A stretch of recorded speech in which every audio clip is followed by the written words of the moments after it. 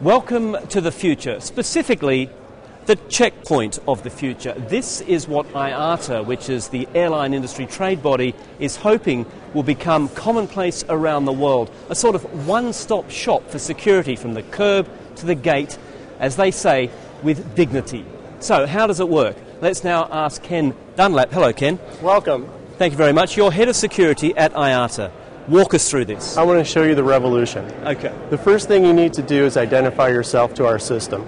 Passport in here.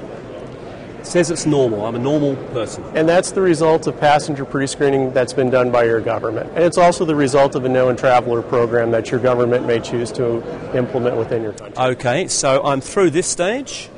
And we have a smart system. Through the normal channel. Okay. What do I do now? And we're asking you to identify yourself one last time so you don't sneak into the tunnel you don't belong into. Passport in there. Iris scan.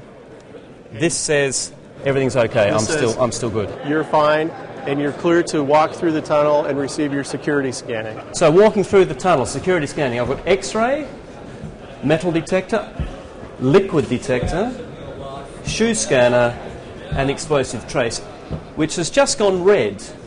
They've traced explosives on me. I've got a sign here that says alarm activated. Absolutely. So what happens now? I'm taken off and extra checks done off. So let me tell you what doesn't happen first.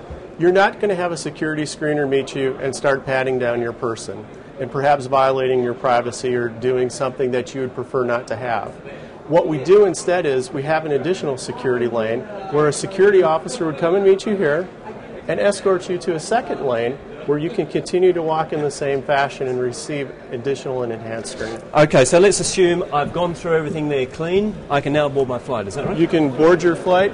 And I walk through, it's just a walking pace through all those different scanners. We want you to keep your stride. We don't want you to stop. And in fact, we don't even want you to know that you're being security screened. Sounds fantastic, obviously. How realistic is it? When can we see anything like this? Well, this is science fact and it's not science fiction. We think in about 5 to 7 years that all the technology we need to build this will be available. But what's really exciting about this is most of the components that you see here can be taken to today's checkpoints, and within 2 to 3 years we can reassemble checkpoints, reintegrate them, so you can get almost the same experience. Maybe a third of the people in front of you in line move to different parts of security screening, and you can have that fast, enjoyable travel experience that we all hope for. And it's not going to be prohibitively expensive? We need to work on the cost, but we know what's expensive right now. It's our passengers who have decided to not travel on our airlines on flights under 500 kilometers. People are taking the bus, they're taking the car because they don't like security screening, and we want them back to enjoy the great experience called flight. Ken, thank you very much. Thank you.